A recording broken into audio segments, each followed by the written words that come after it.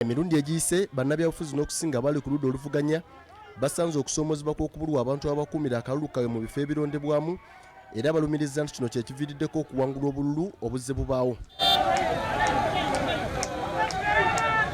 Okukuuma akalulu kubadde okusoomozebwa kw'amaanyi mu byobufuzi bya Uganda okuviira ddala mu 1981 Kawenke ne Apollo Milton Obote bwe yakwata mu kalulu ka Dr. Paul Kawanga Ssemwogerere mu ngeri ey'amancoolo era ekyaviirako lwali lutalo olwaviirako bannayuganda bangi okulugulamu obulamu. UPC has got 145. UPC of Kumana Mbutano. DP has got 4,000.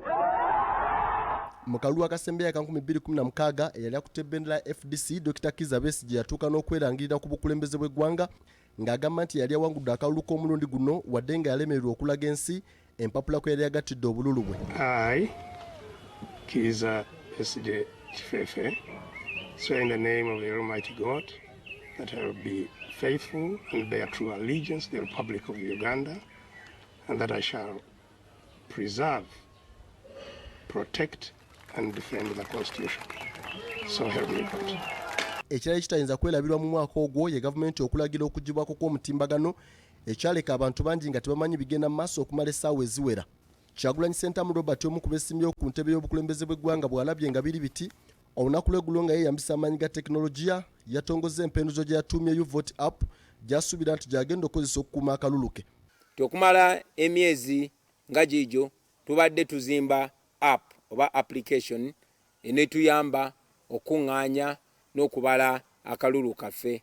Eyo application bagiyita YouVote era egenda kubeera available ku Google Play Store mu ssaawa eziddako embale. Naye ekikulu ennyo njagala okukusaba nti recordinga ako kapaati presiding officer waalangirira ebivudde mu kulonda nti olwaleero bantu balonze bwe bati gundi afunye obululu bwe buti n'ono afunye bwe buti n'ono afunye bwe buti. Awo mu mbeera eno nga twolekera akalulu k'omulundi guno tusazeewo okutunuulira amaanyi g'omutimbagano ne tekinologiya ku ngeri abeesimbyewo gye bayinza okugeeyambisa okusobola okutaasa obuwanguzi bwabwe. Crispin Kaheru aludde ng'agoberera eby'okulonda mu ggwanga bwe tumutuukiridde ku nsonga eno ategeeza nti enkola eno esobola bulungi nnyo okuyambako eggwanga okufuna akalulu akalimu obwenkanya awatali kwesigama ku bujulizi bwa bulimba ng'omuntu agamba nti akalulu kabbiddwa kyokka ng'ekyamazima tekaaweze era atendereza Kyagulanyi Ssentamu Robert ne National Unity Platform okuvaayo n'enkola eno. Kaakati nze ndowooza kino kigenda kwongeramu obwangu. Tuli mu ggwanga oba mu nsi eri digito. Kaakati buli kimu kya digito. Era bw'ogamba nti okureportinga results oba okukwata presiding officer byalangiridde kiri liberalized nti kiri mu bantu kiba kyongeramu okukkiririza mu kulonda oba okukkiririza mu ebyo ebiba birangiriddwa. Kaheru agamba nti enkola eno ey'okukunganyiza obululu ku app esaanye ebibiina by'obufuzi birala bigikoppe akakiiko ak'ebyokulonda ssaako ne bannakyewa abagenda okulondola akalulu k'omulundi guno. Abalondoola ebyokulonda bandibadde bavaayo ne applications ng'ezo. Ebibiina byonna eby'obufuzi oba biri ku ludda oluvuganya gavumenti oba kibiina kiri mu gavumenti nabyo byandibadde bifuna applications ng'ezo kubanga ziyambako bwabeerawo obutakkaanya awo we muviirayo mwenna ne mulaga nti ffe twafunye kino ate kino kye kyalangiriddwa. Bijjidde mu kiseera nga NRM gye buvuddeko yatongoza ekibinja ky'abantu bagamba nti be bagenda okukuuma akalulu kaabwe mu bitundu by'eggwanga eby'enjawulo mu kaweefube gwe baliko ow'okweddiza obukulembeze bw'eggwanga. I appeal to you to mobilize our village contacts to come out massively and mobilize day and night.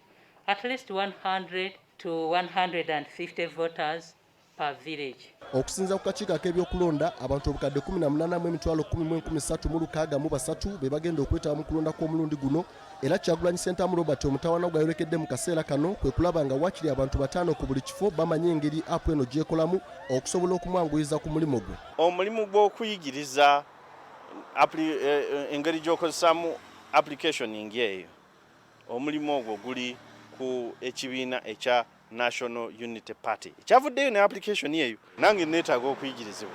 Mu kaseera ng'enkola eno etongozeddwa ekirindiriddwa kwe kulaba bano engeri gye bagenda okugisomesaamu abantu baabwe naddala bali mu masoso g'ebyalo. Sesanga Batte, BBS Telefina, Kampala.